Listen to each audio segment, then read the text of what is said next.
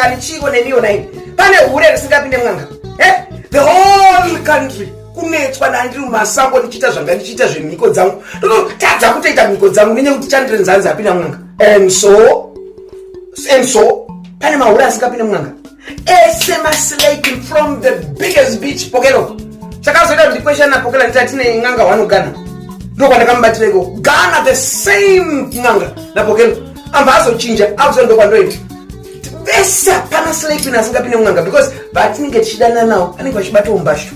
So we need to balance an equilibrium. Kana wakafunda unozoziva chinonzi equilibrium. Equilibrium. Mpinga yekubata mshonga, iworo kubata mshonga. Tso. Yeah. So Chandras baby girl, do.